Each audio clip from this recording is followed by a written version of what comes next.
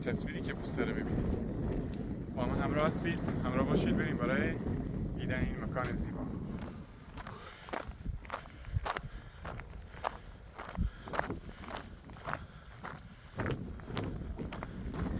این همون جایی که میخوایم بریم ببینیم.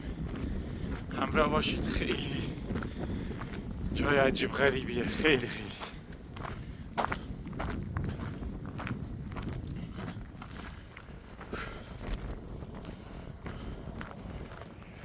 دیواره پلکانی شکل این مکان دیدنی و تاریخی طی هزاران سال به طور طبیعی ایجاد شده است.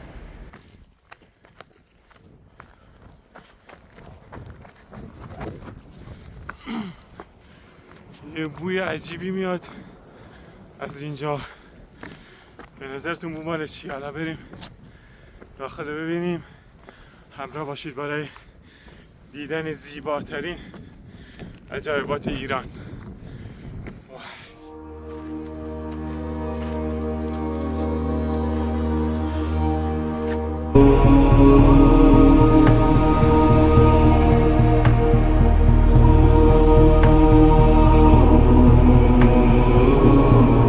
اینجا زندان سلیمان است. با وجود نامش هیچ وقت زندان نبوده. این کوه مخروطی شکل حدود 97 متر ارتفاع دارد از سطح دشت و در بالای آن گودالی با قطر 65 متر و عمق نزدیک به 80 متر دیده می شود. این کوه در اثر رسوب آبهای معدنی طی هزاران سال به وجود آمده است، نه فعالیت آتش فشانی، و زمانی در کف این گودال دریاچه عمیق وجود داشته است. اما امروز چشم ما فعال نیست و متاسفانه این دریاچه به کلی از بین رفته است.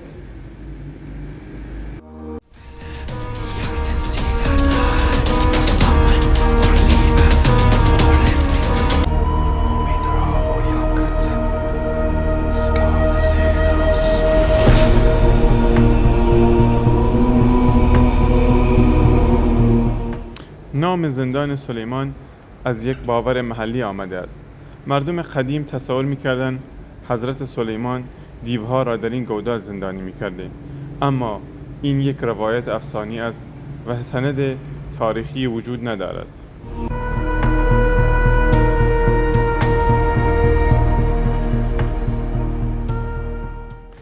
وقتی کنار لبه گودال می‌ایستی، تازه عظمت این مکان عجیب را حس می‌کنید. عمق زیاد، شیب تند و بوی گوگردی که از داخل آن به مشام میرسد فضای مرموز ایجاد کرده است. به همین دلیل نزدیک شدن بیش از حد به لبه گودال اصلا کار امنی نیست.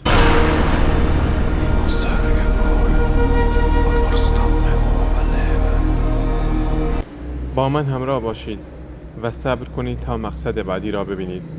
یکی از اسرارآمیزترین دریاچه‌های ایران و آثار تاریخی با شکوه دوره ساسانی و دوره ایلخانی. خب بعد از زندان سلیمان اومدیم به سمت تخت سلیمان، یکی از عجایبات ایران.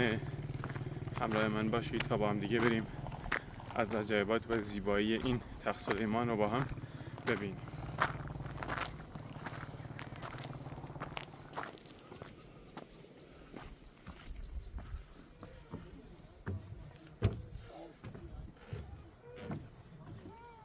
تخت سلیمان 2 دروازه دارد که ما از دروازه اصلی وارد می شویم که یکی از شگفت‌انگیزترین محوطه‌های تاریخی ایران است. پشت این دیوارها تاریخی چند هزار ساله و رازهای زیادی پنهان شده است که قرار است با هم آن را کشف کنیم.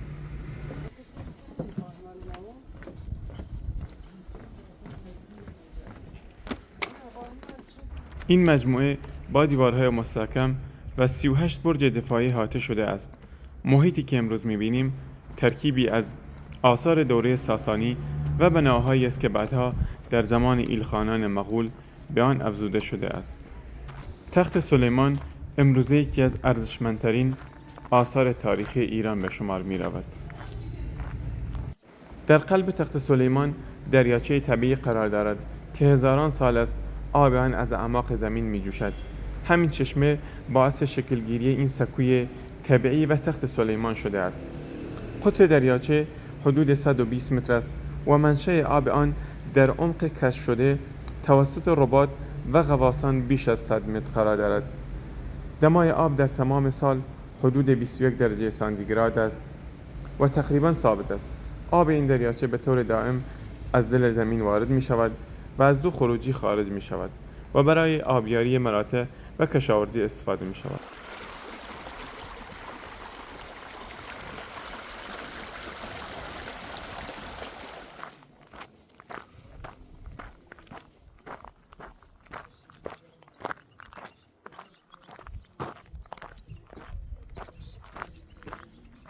اما این تنها راز تخت سلیمان نیست. در ادامه به مهمترین بناهای این مجموعه خواهیم رفت. با من همراه باشید.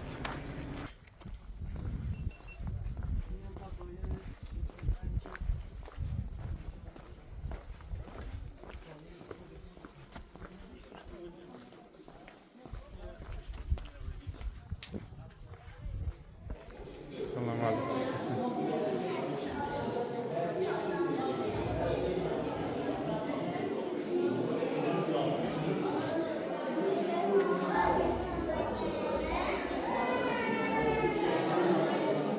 اینجا تالار 4 ستون یا تالار شورا است، بنایی که در دوره ایلخانی ساخته شده و امروزه به موزه مجموعه تخت سلیمان تبدیل شده است. پس از مرمت، بخشی از آثار ارزشمندی که در کاوش‌های باستانشناسی این محوطه کشف شده‌اند، از جمله سفال‌ها، آجرهای لعابدار و دیگر اشیاء تاریخی به نمایش درآمده‌اند. این تالار مربعی شکل حدود 20 متر و نیم در 20 متر و نیم وسعت داشته و یک ورودی از سمت جنوب داشته. باستانشناسان معتقدند اینجا محل برگزاری نشست‌ها و تصمیم‌گیری‌های مهم حکومت ایلخانان بوده است.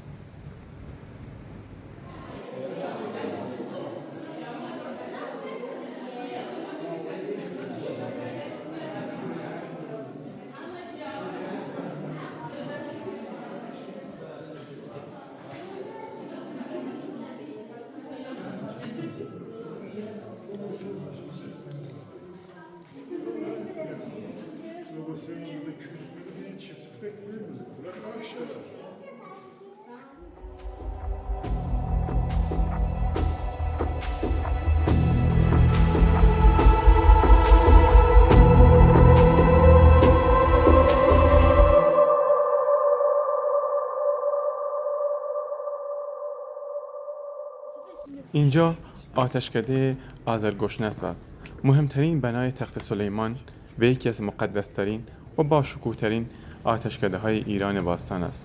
شاهان ساسانی پس از تاجگذاری یا در هنگام پیروزی در جنگ‌های بزرگ برای نیایش و انجام آیین‌های مذهبی به این مکان می آمدند و از خدای خودشون سپاسگزاری می کردند.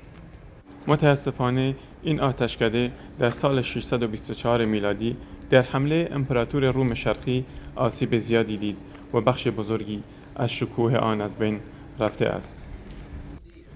گاهی یک ویرانه بیشتر از یک کتاب تاریخ حرف برای گفتن دارد.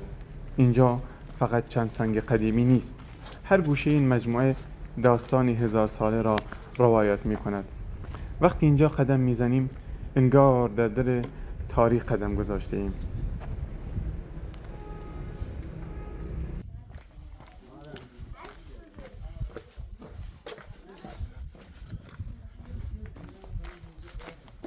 طبیعت و تاریخ دست به دست هم دادند تا یکی از شگفت‌انگیزترین مکانهای ایران را خلق کنند.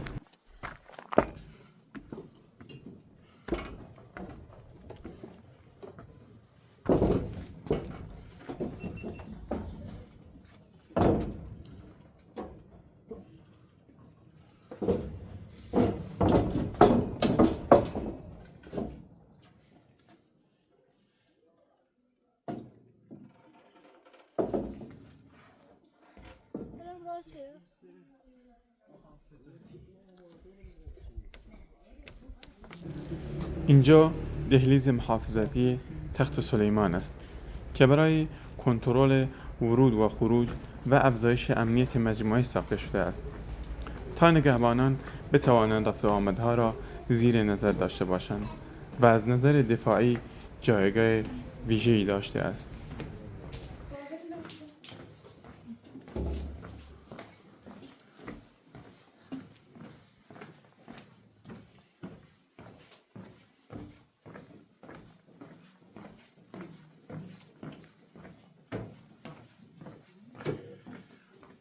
جالبه بدانید که این دهلیز مستقیم ساخته نشده، بلکه با یک پیچ 90 درجه ادامه پیدا می کند.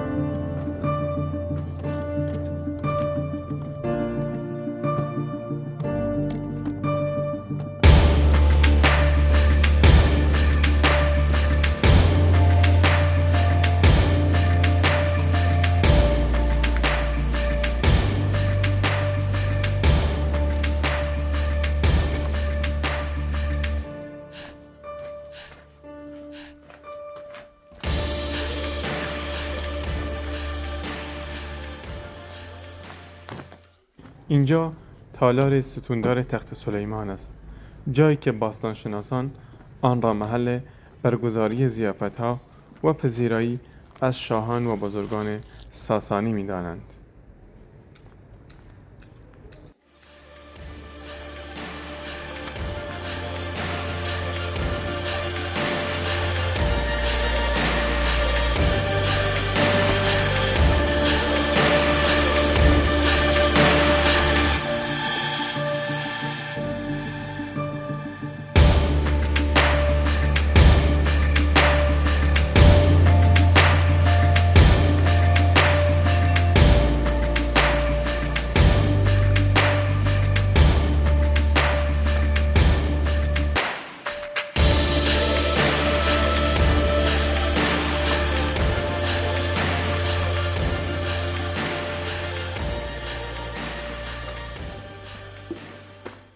این بنا حجزیه شمالی ایلخانی است که پس از ساسانیان ایلخانان مغول آن را بازسازی یا ساخته‌اند.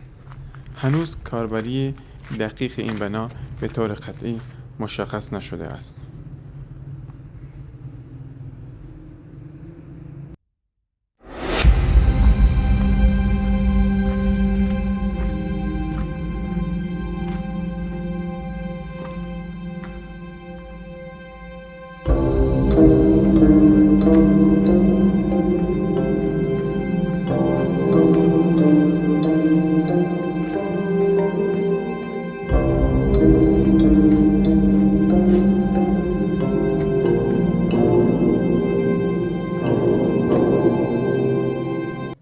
شاید دیوارهای این شهر ویران شده باشند، اما تاریخش هنوز زنده است. امیدوارم همه ما برای حفظ این میراث ارزشمند تلاش کنیم تا نسل‌های آینده هم بتوانند زیباهای آن را ببینند.